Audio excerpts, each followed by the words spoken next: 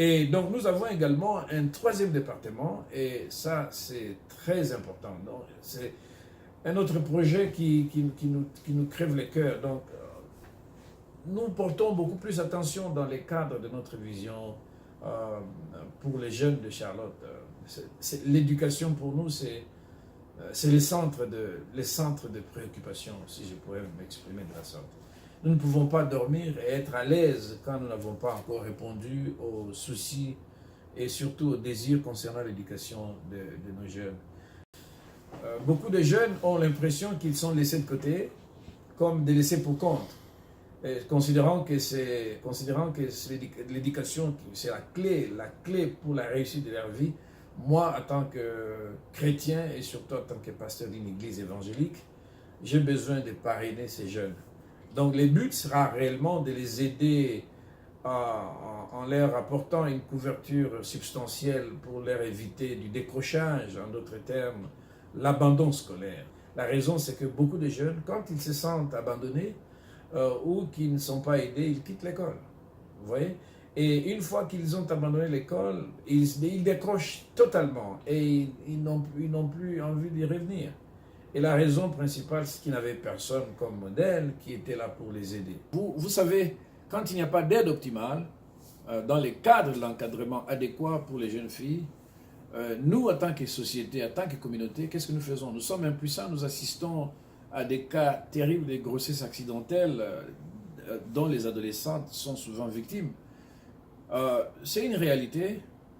Nous avons peur de cela, mais c'est une réalité vraie à laquelle notre société moderne fait face actuellement. En effet, c'est aujourd'hui que nous devons aider ces jeunes pour demain, pour qu'ils puissent devenir très utiles et surtout productifs dans la société future. La chose la plus importante qui nous taraude le cœur aujourd'hui, tout en dirigeant ces jeunes, sera de penser à l'héritage et surtout à la transmission du bâton à la génération future. En tant que bons leaders chrétiens, nous voulons que ces jeunes aillent plus loin, au-delà même de ce que nous n'avons pas pu réaliser dans nos vies. Nous voulons, avec la grâce de Dieu, leur transférer nos compétences, des stratégies et tout ce que nous avons besoin de déployer. Et d'une part, ces jeunes gens qui se seront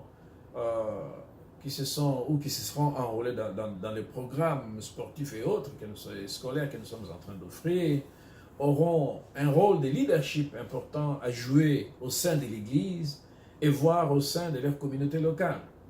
D'autre part, ils auront les rôles de chefs de file, non pas seulement au sein de leur communauté, mais aussi au niveau régional, au niveau national et voire international. Ils le peuvent s'ils ont du talent, s'ils ont de l'encadrement, s'ils ont des compétences et des habiletés.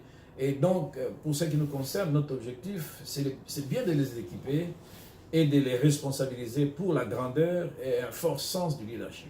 Donc, ici, ce que nous avons encore à retenir, c'est que nous avons 3 principaux piliers pour l'éducation.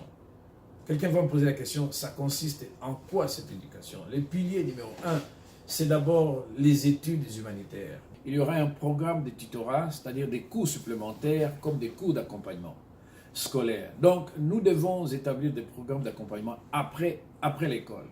Beaucoup d'élèves des niveaux moyens n'ont pas de soutien à domicile. La maman est souvent la seule personne pour prendre soin des enfants. Si une mère célibataire, elle vit seule en couple monoparental, le papa n'est jamais là ou n'a jamais été dans la maison ou il n'a jamais vécu dans ce foyer. Vous voyez? Donc, cette dame a 3 ou 4 emplois, 4 boulots pour nourrir ses enfants. Elle n'a donc pas le temps de s'occuper de ceux-ci. Vous comprenez, au regard de toutes ces réalités, nous, en tant qu'Église, nous comptons aider de manière optimale ces genres de dames, ces genres de situations. Le programme de tutorat sera pour les mathématiques, pour les sciences, l'anglais, et il y aura également beaucoup de jeunes, il y a aussi beaucoup de jeunes enfants issus des parents francophones qui sont nés aux États-Unis, qui ne parlent que l'anglais. Ils ne parlent pas le français. Et nous avons pensé à mettre en place une structure linguistique pour aider ces jeunes gens à apprendre les français. Une paire papier, tout ce qui concerne leur culture également. Il y a des gens qui venant dans nos pays francophones et qui, pour diverses raisons, ont un niveau de lecture ou d'écriture inférieur ou qui n'est pas aussi assez solide. Nous avons aussi pensé à ces enfants et surtout même à toutes ces personnes qui ont ce genre de problèmes dans le cadre de ce que nous sommes en train de faire ici. En plus de notre mission de sauver les âmes pour le royaume de Dieu, nous avons également besoin de voir une forte implication des jeunes. Cela sera bien possible simplement si les jeunes s'investissent dans ces projets en passant le message de bouche à oreille auprès des amis, auprès des connaissances, aujourd'hui, demain, sans cesse répéter. Et c'est comme ça que nous pourrions être efficaces et être à mesure de pouvoir aider notre communauté. Les parents et les jeunes gens devront comprendre qu'il y a des gens qui se soucient d'eux. Parce que c'est l'impression que nous avons, il n'y a personne qui s'occupe de nous, mais nous avons ces soucis à ce que les gens sachent qu'il y a des gens qui pensent à eux.